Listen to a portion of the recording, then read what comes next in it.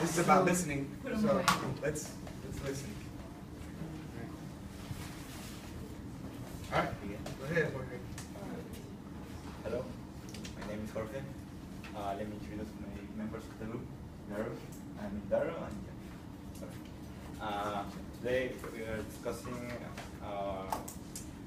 chapter 4, listening to speeches. Now, my part is overcoming barriers to effective listening. Barriers are created when I listen to not respond or understand to the message as planned by the speaker. To overcome these obstacles, a speaker needs to develop a message that holds their interest. There are 5 problems during public speaking, and one is the information overload. There's a theory that allows to understand why this happens, and it is the working memory theory of listening. It states that when a listener capacity of information is reached, then it is difficult for them to concentrate and remember what they heard. So the book suggests, as a speaker, you need to balance new information and using examples or stories. Frank XD Dance recommends that 30% of the presentation or speech has to be only new information. 70% the rest has to be pure supporting ideas with examples and stories. The second problem is personal concerns. Our thoughts can be the biggest rivals during a presentation or a speech. Many distractions like worries or daydreams can be difficult for you to concentrate in a speech. So what you can do as a speaker is to say phrases to wake up your listener. For example, now listen is a good way to wake up your listener. A good movement and good eye contact is very helpful during your speech.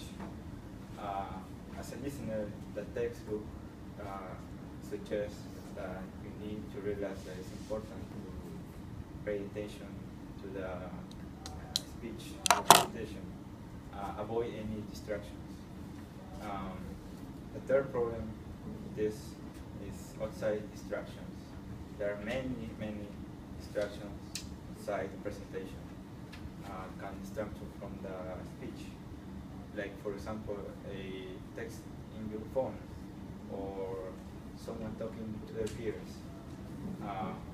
So what you can do as a speaker is to minimize distractions by planning before your presentation, by closing the windows so the noises from outside cannot come to the room.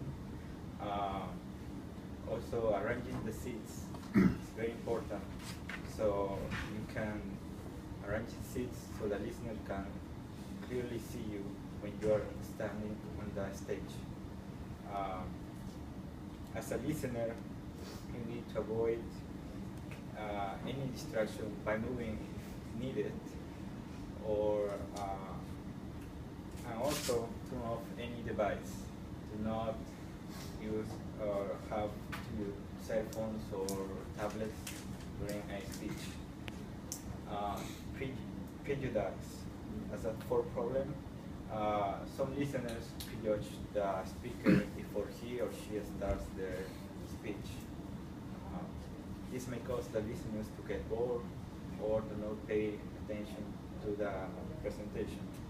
What a speaker can do, the book suggests, that get attention to the listeners every time, and do not use examples that can be misinterpreted. As a listener, the book suggests that you need to focus on the message rather than prejudging the speaker. Give a speaker a chance. You may like it, who knows. And then the 5 problem, or this is the difference between the speech rate and talk rate. Listening to a speaker during some time can produce the listener ignorance.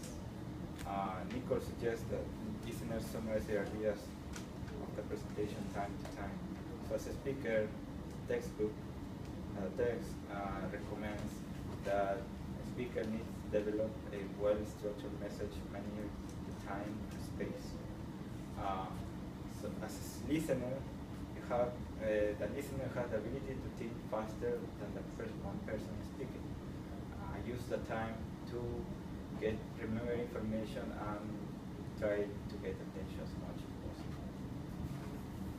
possible. All right. If everybody could turn over your handouts that we've laid ever so carefully on your desk. All right. And we'll read it together. It says, choose the right letter. A typical student spends about A, B, C, or D of his or her communication time listening. All right? And just think about it for a second while I write it up here on the board.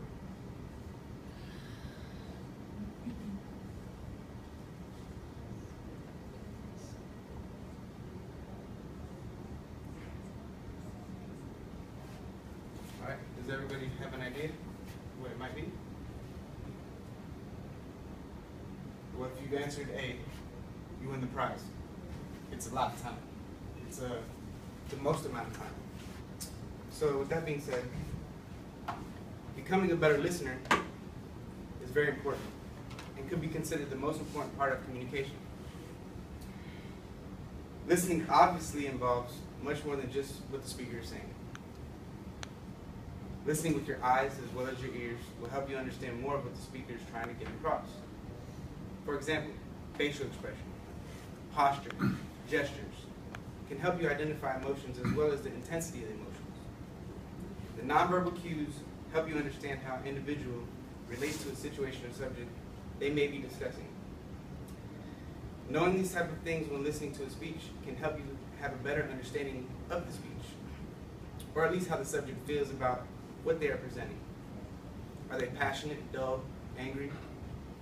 Remember, you must listen mindfully and rationally though.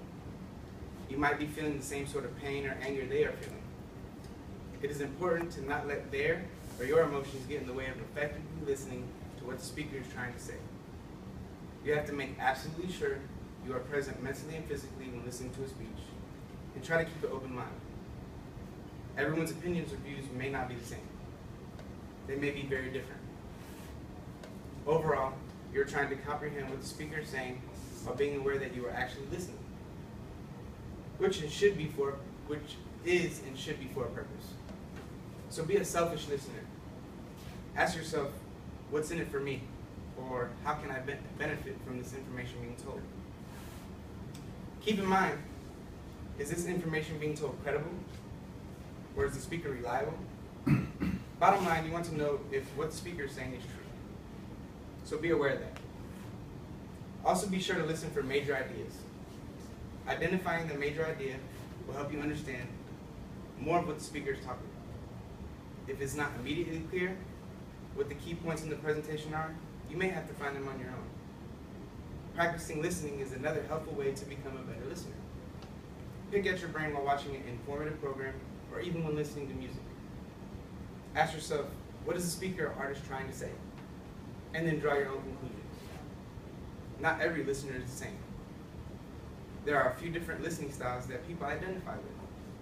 One being is a relational-oriented listener. These are the people that feel comfortable listening to people express their feelings and emotions. Another one is a task-oriented listener, which these listeners prefer information that is well organized, brief, and precise. There are also analytical listeners who prefer messages that are supported with facts and details. And there are critical listeners who prefer to evaluate messages. Whichever listening style you identify with, just try to stay focused and give the speaker your undivided attention. Make eye contact. Become an active listener. Sometimes it's not made clear what the speaker is trying to say. Sometimes you have to resort disorganized ideas in order for them to make sense to you. A helpful thing you can do is rephrase what the speaker is saying in your mind. Be sure to summarize all the key points you want to remember, and importantly, repeat them so that you can remember all the useful information you want to. Also remember to be ethical. An ethical listener honestly communicates his or her expectations by providing helpful feedback while being sensitive to and tolerating differences. Whether these are cultural or religious, you should have an idea of how to act by the action or reaction of the other audience members. Just be courteous and help the speaker out. Let them know whether you understand what they're saying or not by maybe nodding in agreement or slightly tilting your head to the side if you are confused or having trouble listening or hearing. The nonverbal cues you give as an audience member should be noticed by the speaker, especially if they are a seasoned speaker. This allows them the chance to identify the problem they are having and correct it.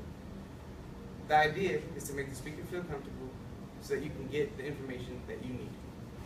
And then, Okay, so going on the topic of being a better listener, you have to use your critical thinking and critical listening skills. But what is critical thinking and what is critical listening? You've all heard it through middle school, throughout high school.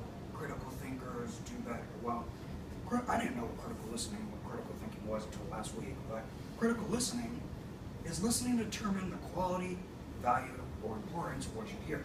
Now, it's a great book definition, but I still don't know what that means. So, for example, a news anchor. News anchors, you all watch the news, I hope I do. News anchors, they evaluate and listen and make judgments based on what they hear. Now, critical thinking is the process of making judgments based on what you hear. So, for instance, you've all had that one professor that asks questions to make you think a different way. I know my history teacher does that. He'll say, now what if this happened, or what if this happened instead? That is critical thinking that's making you think a different way. Now, another way to be a better listener is to be able to separate your facts from your inferences. Now, we all know what a fact is. A fact is something like water boils at 212 degrees Fahrenheit, dinosaurs are extinct, things like that. But an inference, on the other hand, not everybody knows what an inference is. So, say for example, Daryl tells me it's going to rain tomorrow. Okay, that's an inference because we don't know that it's going to rain tomorrow. It's just saying, oh, it's going to rain tomorrow, probably because of the clouds or whatever, something like that. So an inference is something that has been proven true, but it's not exactly false either. Okay, so now I'm going to touch on evaluating the quality of your evidence. So evidence is facts and statistics, and that's what's going to make your speech stronger, and that's what's going to make a speaker's speech stronger if you're listening to it.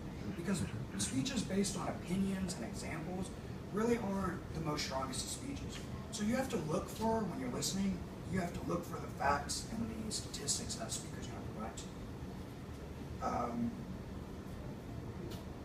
Another way to be a better listener is to know that the message is effective. So when you're listening, you should be able to go to whoever's speech, you should be able to sit down, know what they're talking about. For instance, do any of you have a lecture hall class? Okay, I've never had one either. So this is how I imagine it would go, that you walk into a hall of 300 seats and you sit down and somebody talks to you. That's how I imagine it goes. Well, I just take that and I think, well, what if you don't know what they're talking about? You know, what if you don't know what the speaker's talking about?